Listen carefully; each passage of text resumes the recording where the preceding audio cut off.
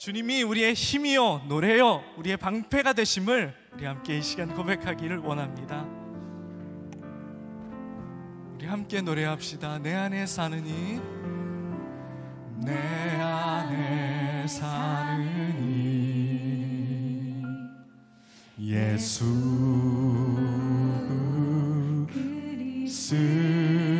그리스도니 나의 죽음도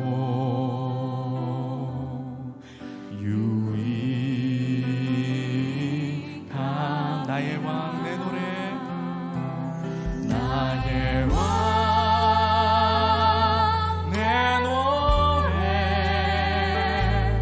내 생명 또 내 기쁨 나의 힘 나의 것 내 평화 나의 주 내 안에 사느니 예수 그리스도니 예수 그리스도니 나의 죽음도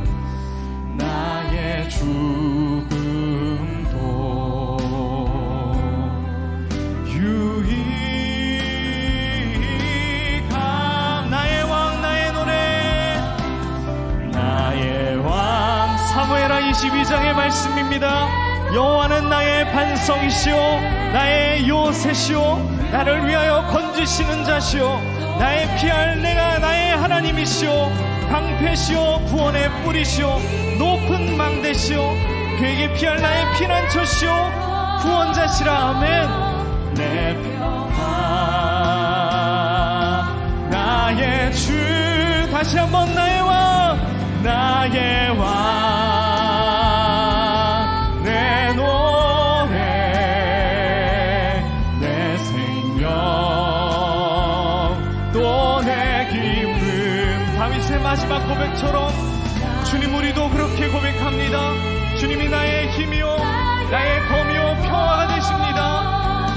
내 평화 나의 주 내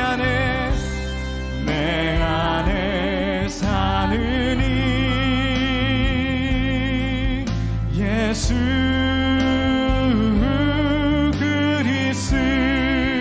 그리스도니 나의 죽음도 유익 우리 함께 고백합시다. 주님만이 나의 힘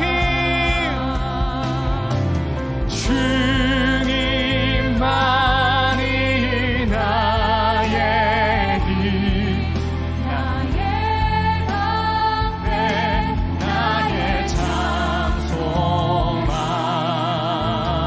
장소망 나의 몸 정성 다 바쳐서 주님 경배하 우리 마지막으로 다시 한번 주님만이 나의 힘 주님만이 나의 힘 나의 방패 나의 찬송가 나의 몸 정성 다 바쳐서 주님 경배합니다.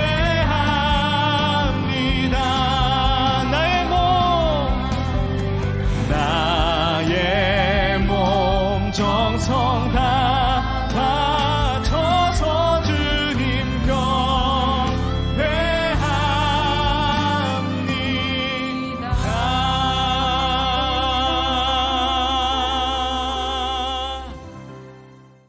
샬롬 반갑습니다. 우리 더원 사랑의 교회 모든 성도님들을 주님으로 사랑하고 축복합니다. 이 시간에도 함께 말씀으로 나아갈 텐데요. 우리 생명의 산 말씀 오늘은 전도서 7장 1절부터 14절까지의 말씀 우리 함께 읽도록 하겠습니다. 전도서 7장 1절부터 14절까지의 말씀 우리 함께 살펴보도록 하겠습니다. 함께 읽겠습니다. 좋은 이름이 좋은 기름보다 낫고 죽는 날이 출생하는 날보다 나으며 초상집에 가는 것이 잔치집에 가는 것보다 나으니 모든 사람의 끝이 이와 같이 됨이라. 산자는 이것을 그의 마음에 둘지어다. 슬픔이 웃음보다 나음은 얼굴에 근심하는 것이 마음에 유익하기 때문이니라. 지혜자의 마음은 초상집에 있으되 우매한 자의 마음은 후인집에 있느니라. 지혜로운 사람의 책망을 듣는 것이 우매한 자들의 노래를 듣는 것보다 나으니라. 우매한 자들의 웃음소리는 솥 밑에서 가시나무가 타는 소리 같으니 이것도 헛되니라. 탐욕이 지혜자를 우매하게 하고 뇌물이 사람의 명철을 망하게 하느니라. 일의 끝이 시작보다 낫고 참는 마음이 교만한 마음보다 나으니 급한 마음으로 노를 바라지 말라. 너는 우매한 자들의 품에 머무름이니라. 옛날이 오늘보다 나은 것이 어찌미냐 하지 말라. 이렇게 묻는 것은 지혜가 아니니라. 지혜는 유산같이 아름답고 햇빛을 보는 자에게 유익이 되도다. 지혜의 그늘 아래에 있음은 돈의 그늘 아래에 있음과 같으나 지혜에 관한 지식이 다 유익함은 지혜가 그 지혜 있는 자를 살리기 때문이니라. 하나님께서 행하시는 일을 보라. 하나님께서 굳게 하신 것을 누가 능히 곧게 하겠느냐. 형통한 날에는 기뻐하고 공고한 날에는 되돌아보아라. 이 두 가지를 하나님이 병행하게 하사 사람이 그의 장래일을 능히 헤아려 알지 못하게 하셨느니라. 아멘. 네, 오늘 말씀도 또한 전도서로 우리 함께 나아갑니다. 성경에는 이러한 이야기가 있죠. 한번 죽는 것은 사람에게 정해진 일이다. 그 후에는 심판이 있다 라고 이야기합니다. 누가 심판하느냐? 바로 심판주이신 예수 그리스도께서, 또한 하나님께서 우리를 심판하신다 라고 이야기합니다.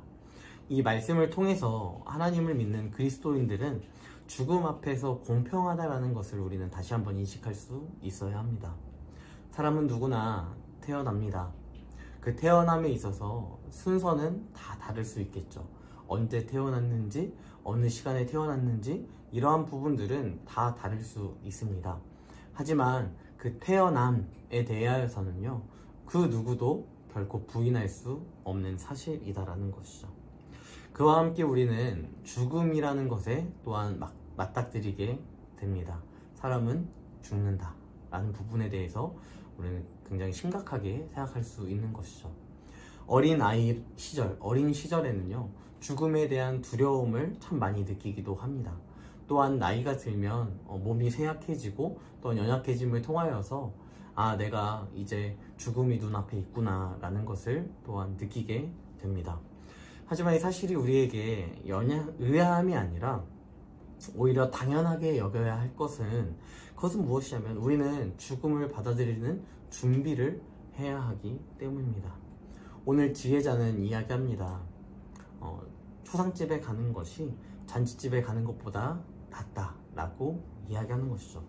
저는 이 어린 시절에 이 말씀을 통하여서 참 의아했습니다.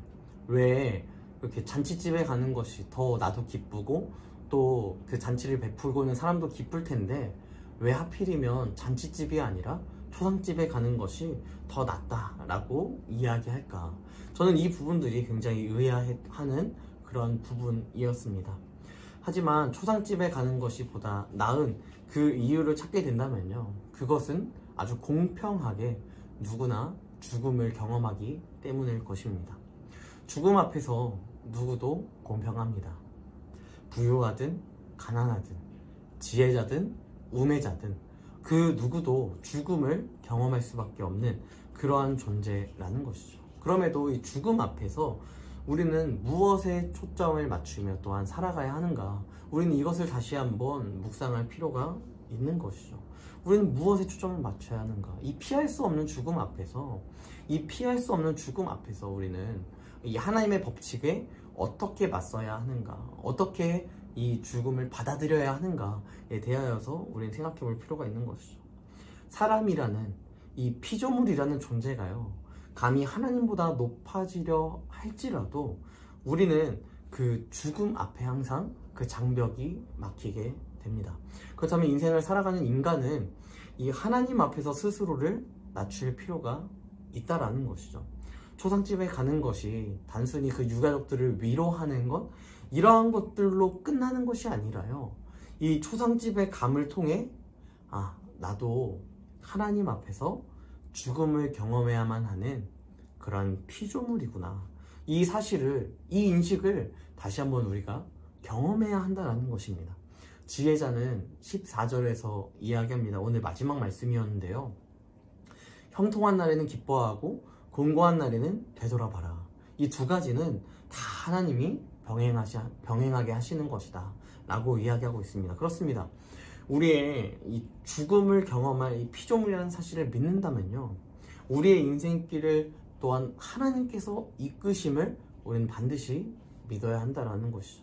왜냐하면 그 죽음을 하나님께서 이야기하셨기 때문입니다. 그 죽음을 하나님께서 말씀하셨기 때문이에요. 또한 죽음을 허락하신 분이 하나님이시기에 아무리 사랑하는 사람이라 할지라도, 또한 하나님께서 보시기에 굉장히 의롭고 귀한 존재라 할지라도 그 누구도 죽음에서 피할 수는 없다라는 것입니다. 에녹은 하나님과 동행하는 존재였습니다. 하지만 하나님께서 그를 부르셨습니다. 365년의 세월을 살게 하시고 부르셨습니다. 그 당시에는 굉장히 짧은 인생이었습니다. 기본적으로 800년, 900년을 살아가는 그 시대 가운데 365년을 살아갔다? 어떻게 보면 이것은 저주라고 느낄 수도 있는 그러한 시대였다라는 것이죠. 그럼에도 불구하고 에녹을 하나님과 동행했다라고 표현하고, 또한 그를 하나님께서 부르셨다라고 표현하는 이유는 무엇이냐면, 하나님의 그 사랑의 증거 중에 하나는 우리가 죽는다라는 것에 있다라는 것이죠.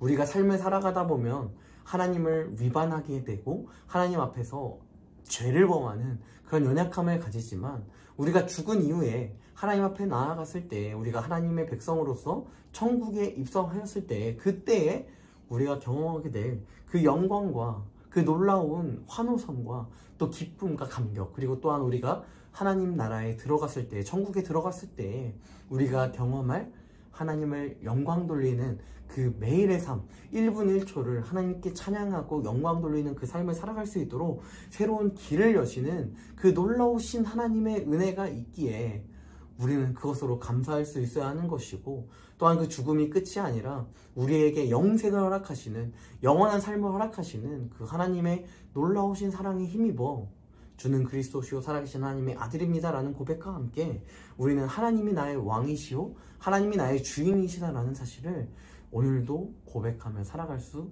있는 존재가 된다라는 것입니다. 이것이 죽음을 경험하게 되는, 이것이 죽음을 맛보게 되는, 이것이 죽음 앞에 놓여진 인간이 경험해야 하는 지혜다라는 것입니다. 여러분, 요즘 시대가 100세 시대라고 이야기합니다. 100살까지 산다라고 해서 100세 시대라고 이야기하죠.